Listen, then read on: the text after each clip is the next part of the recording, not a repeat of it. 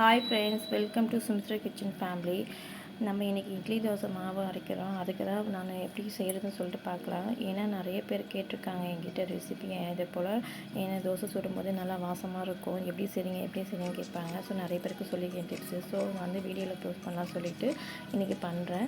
நீங்களே செஞ்சு பார்த்துட்டு எப்படி இருக்குன்னு கமெண்ட்ஸில் சொல்லுங்கள். கண்டிப்பாக யூஸ்வலாக நம்ம செய்கிற போல் இருக்காது. இதில் வந்து நிறைய ரைஸ், அந்த கருப்பு அரிசி, ப்ரோட்டீன்ஸ் அந்த போல் ஐட்டம்ஸ்லாம் போட்டிருக்கேன். நான் எப்படி செய்யுதுன்னு சொல்லிட்டு பார்க்கலாம் இருங்க.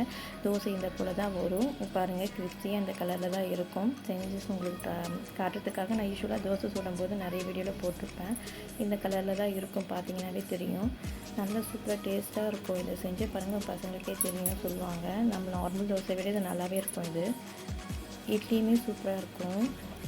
அவ்வளோதாங்க ஃப்ரெண்ட்ஸ், சூப்பராக இருக்கும் கிறிஸ்பியாக தோசை. இது வந்து நான் ஒரு கிளாஸ் கருப்பு கவுனி அரிசி எடுத்துருக்கேன். இட்லிக்கானது இது ஊற வச்சுக்கிறேன். 10 மணி நேரத்துக்கு முன்னாடியே ஊற வைக்கணும். அப்போ தான் நல்லா வரும், நல்லா ஊறும். இது வந்து இந்த ரைஸு கருப்பு உளுந்து இது போலலாம் வந்து ஒரு 10 மணி நேரம் ஊறும்னா கண்டிப்பாக. இது காட்டு கவுனி அரிசி சொல்லி இருந்துச்சு, காட்டு யானை அரிசின்னு சொல்லிட்டு. கருப்பு கவுனி அரிசி வந்து கம்மியாக இருந்துச்சு. ஸோ இதை ஆட் பண்ணி ஊற வச்சுருக்கேன். அன்றைக்கி கடையிலையுமே இல்லை, ஸோ அதனால் இதை வாங்கிட்டு வந்துட்டேன். அப்புறம் கருப்பு உளுந்து ஒரு டம்ளர் போட்டிருக்கேன், இட்லிக்கானது இது. அப்புறம் ஒயிட் உளுந்து போடலாம்.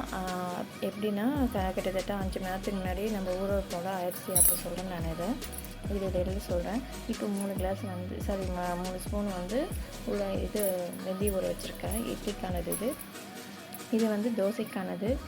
இது வந்து பிளாக் சன்னா சொல்லுவோம்ல, கருப்பு முக்கடலை, இது வந்து 1/2 டம்ளர் போட்டிருக்கேன். தோசைக்கானது இது தனியாக போட்டிருக்கேன். இது ராஜ்மா, இது பார்த்திங்கன்னா இதுவுமே ஒரு 1/4 டம்ளர் எடுத்திருக்கேன். நீங்கள் ரொம்ப கம்மியாக இருக்கீங்கன்னா, 2 பேர் தான் இருக்கீங்கன்னா அதுக்கேற்ற போல் நீங்கள் போட்டுக்கோங்க, கம்மி பண்ணிக்கோங்க எல்லாமே. நான் வந்து எங்கள் வீட்டில் 5 பேர் இருக்கோம். ஸோ அதுக்கானது நாங்கள் யூஸ் பண்ணுறதுக்காக போட்டிருக்கோம். இந்த பவுல் இருக்குது பார்த்திங்கன்னா, இந்த பவுல் வந்து கிட்டத்தட்ட 1.5 கிலோவுக்கு மேலேயே பிடிக்கும். ஸோ அந்த அளவுக்கு கொஞ்சம் மீறும், அது எனக்கு இந்த அளவுக்கு வரும். இது வந்து பார்த்திங்கன்னா சிகப்பரிசி, புட்டரிசி சொல்லுவோம்ல அது. இதுவுமே ரொம்ப ஹெல்த் பெனிஃபிட் இருக்குது இதில். நீங்கள் வேணால் இந்த வீடியோலாம் சர்ச் பண்ணி பார்த்தீங்கன்னா தெரியும் என்னென்ன யூஸ்ஃபுல்லாக இருக்கும்னு சொல்லிட்டு. நான் வீடியோவை வந்து பிடிச்சிட்ருக்கனால எனக்கு கொஞ்சம் கொஞ்சமாக அள்ளி போட்டுட்ருக்கேன் கையில். ஒரு ஃபோனை கையில் வச்சுட்டு இது பண்ணிகிட்டு இருக்கனால. இது ஒரு டம்ளர் போட்டுக்கலாம்.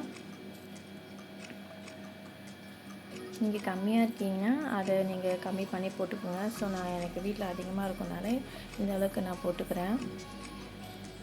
தோசைக்கானது மட்டும்தான் நான் சொல்கிறது. இந்த இது பார்த்திங்கன்னா இது பிளாக் ரைஸை தான், கருப்பு கவுனி அரிசி. இதுவுமே ஒரு டம்ளர் போட்டுக்கலாம்.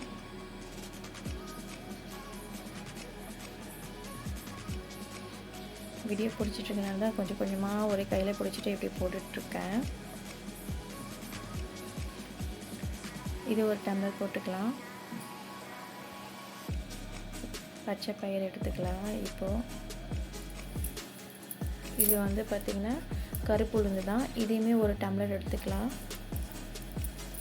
நான் அரிசி எந்த அளவுக்கு எடுக்கணும்னா அந்த அளவுக்கு வந்து உளுந்து ஆட் பண்ணி போடுவேன். ஸோ அதை வந்து நான் உங்களுக்கு காட்டுறேன், கடைசியில் காட்டுறேன் எந்த அளவுக்கு அரிசி எடுக்கிறேன்னு சொல்லிட்டு உங்களுக்கு. கருப்பு உளுந்து ஒரு டம்ளர் போட்டுக்கலாம்.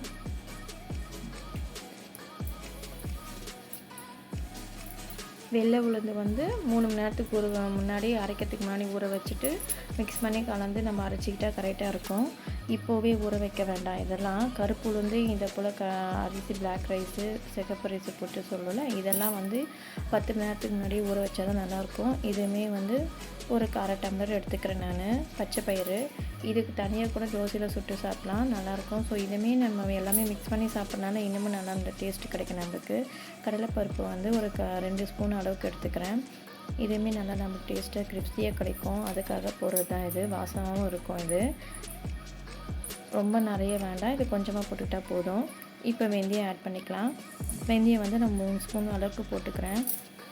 நீங்கள் கம்மியாக எடுத்திங்கன்னா அதுக்கேற்ற குவான்டிட்டி எடுத்துக்கோங்க. இது ஃபஸ்ட்டு நம்ம இதெல்லாம் ஊற வச்சாச்சு.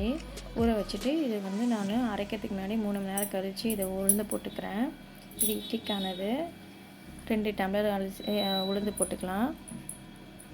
ஆல்ரெடி நம்ம இது கருப்பு உளுந்து போட்டாச்சு, அந்த இதெல்லாம் போட்டாச்சு, வெந்தயமும் ஆட் பண்ணியாச்சு. ஸோ இது வந்து அரிசியை நம்ம அரைக்கிறதுக்கு முன்னாடி 3 மணி நேரத்துக்கு முன்னாடி ஊற வச்சாச்சு. இப்போ வந்து பார்த்திங்கன்னா இதுக்கு வந்து நம்ம ஊற வச்சுக்கலாம். இதுக்குமே நான் வந்து ஊற போட்டுக்கிறேன். இது வந்து இப்போ காலையில் ஊற வச்சது இப்போ காட்டுறேன் நான். இதை இதுவுமே ஊற வச்சாச்சு. இதில் வந்து நான் ஒரு அரை டம்ளர் அளவுக்கு ஒயிட் உளுந்து ஊற வச்சுருக்கேன். இது பார்த்திங்கன்னா தோசைக்கானது. இது கிட்டத்தட்ட நான் வந்து ஒரு 4 டம்ளர் அளவுக்கு அரிசி எடுத்திருக்கேன். ஈக்குவல் பண்ணி பச்சை அரிசி 2 டம்ளர், புழுங்கலரிசி ஒரு 2 டம்ளர் எடுத்திருக்கேன். இதையுமே நம்ம ஊற வச்சுக்கலாம். 5 மணி நேரம் மேக்ஸிமம் ஊறணும் இது.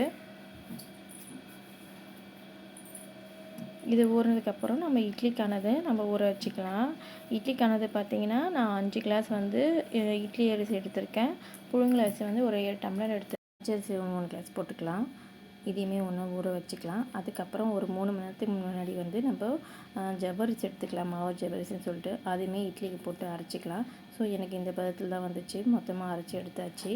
இன்னும் கொஞ்சம் இருந்துச்சு. ஸோ இதுவுமே கொஞ்சம் இன்னும் ஒரு டப்பால் பாக்ஸில் போட்டு வச்சுருக்கேன். உங்களுக்கு காட்டுறதுக்காக இதில் போட்டு வச்சுருக்கேன். தேங்க்ஸ் ஃபார் வாட்சிங் ஃப்ரெண்ட்ஸ். செஞ்சு